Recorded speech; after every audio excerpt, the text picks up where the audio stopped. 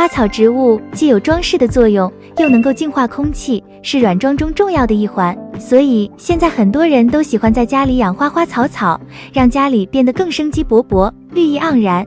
然而有些植物放在家中，却势必会埋下隐患，比如下面这4种花，白送都不能要。明白人早就开始往外扔了，只有一些养花的新手不清楚，还在傻乎乎的花钱买。大家好，这里是花花世界的频道，花花干啥啥不行，养多肉第2名。下面介绍这几种花，千万不能养在家里，如果实在喜欢想养，花花也会介绍一些平替品种。那么是哪几种花不能养呢？1. 白菊。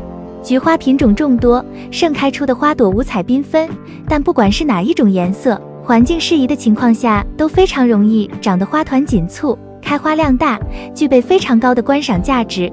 但一定不要把白菊养在家里，这种植物虽然株形娇小玲珑，生长泼辣，花开量大且周期长，虽然美丽，但通常是用作祭奠的，代表着牵挂和哀思。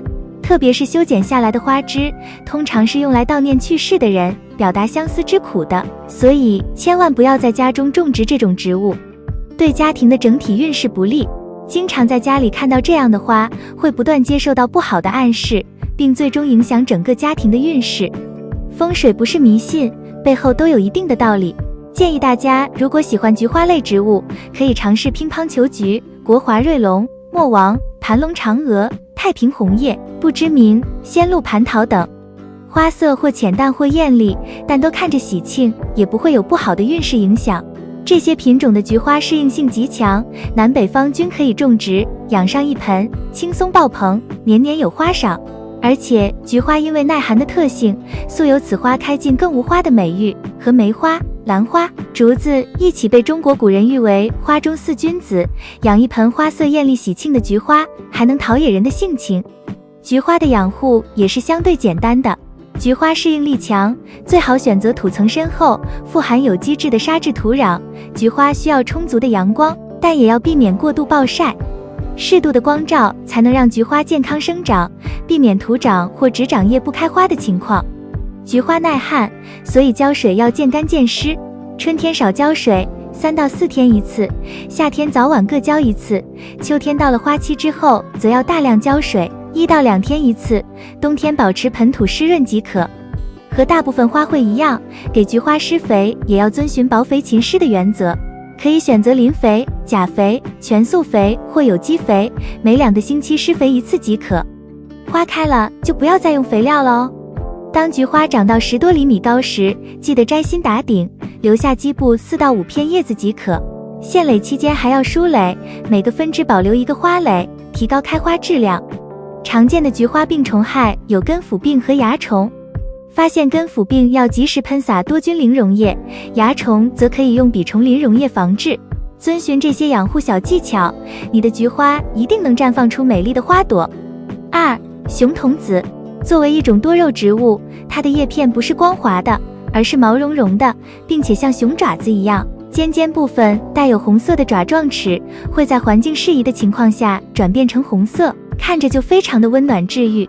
但这种多肉却不适合养在室内，熊童子表面看着人畜无害，小巧精致，长大后却时常会散发出一种像脚臭又像口水的气味，十分的难闻。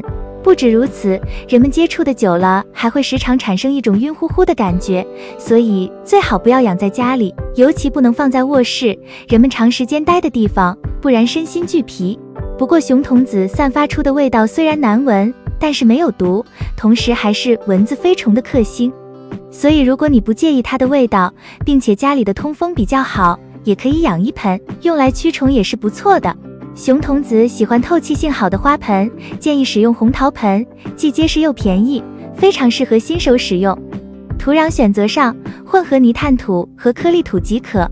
小型熊童子建议使用多肉专用土即可，较大的熊童子在换盆时可以加入3到5粒缓释肥，以提供足够的养分。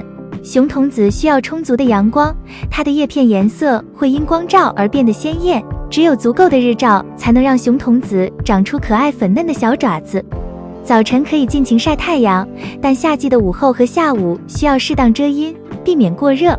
作为一种多肉植物，熊童子不需要浇水太多，春季、秋季和冬季每周浇水1次，在多雨潮湿的天气下，可以延长至2周。夏季休眠期，每周在盆边撒点水即可，避免浇透。熊童子的叶子上有细毛，注意浇水的时候不能用喷水的方式，水分打湿细毛容易造成腐烂。熊童子的细毛还容易沾灰且不易清洗，可用旧化妆刷轻轻扫掉叶子上的灰尘。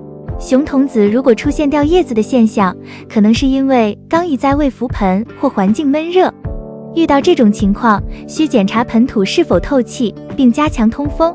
如果熊童子出现退紧现象，可以剪掉刚长出的无紧叶子，刺激侧芽生长，或将带紧的枝叶剪下另行栽种。总而言之，养护熊童子需要确保盆土透气、环境通风、日照充足和气候干燥，这样熊童子会长得更壮。3. 彼岸花，古人说子不语怪力乱神，而生活在今天的我们也都相信所有的鬼神之说都可以从科学的角度解释，但即使如此，彼岸花依旧是不吉祥的代表。自古以来，花朵为红色和白色的被称为彼岸花，常常在秋分时节开花。之所以说它不祥，是因为彼岸花的花朵和叶子从来不会出现在一起，花叶永不相见。而且彼岸花还被认为是开在黄泉路上的一种花。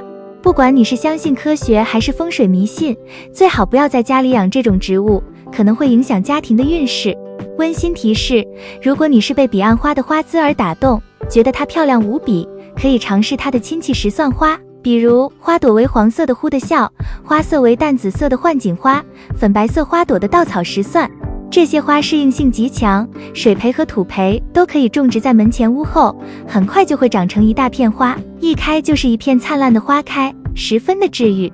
石蒜花喜欢半阴环境，散射光是它的最爱，要避免阳光直射，特别是在夏天，可能需要适当遮阴来防止强光照射。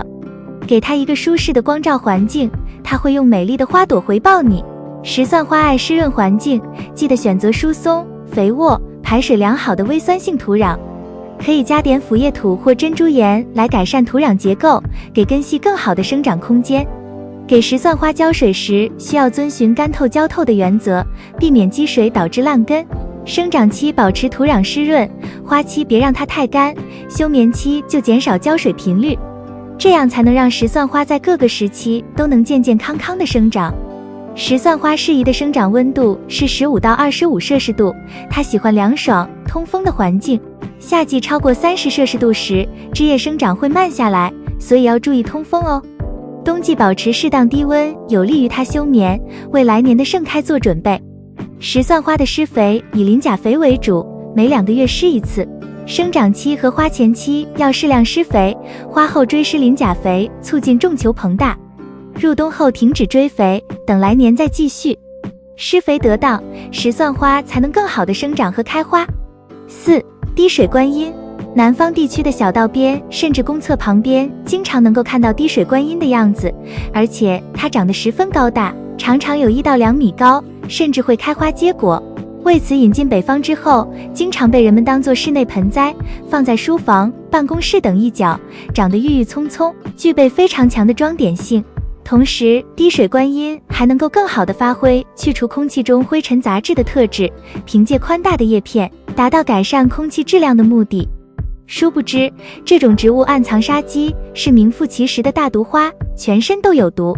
就连叶片上分泌出的水滴都具有很高的毒性，不小心触碰到就会引发皮肤瘙痒、疼痛等问题，而误食的话可能会导致人休克、失明，甚至危及生命。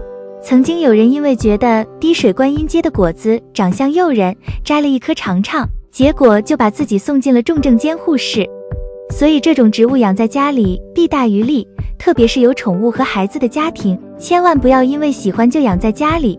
温馨提示，若一定要养这种植物，一定要放在宠物小孩够不到的地方，最好别养株型太大的滴水观音，可能叠加毒性。还有一定不能养在室内，放在室外通风良好的地方。不止如此，平时在和滴水观音接触的过程中，要提前戴好橡胶手套，做好防护措施，并且在处理完之后及时的清洗手部，防患于未然。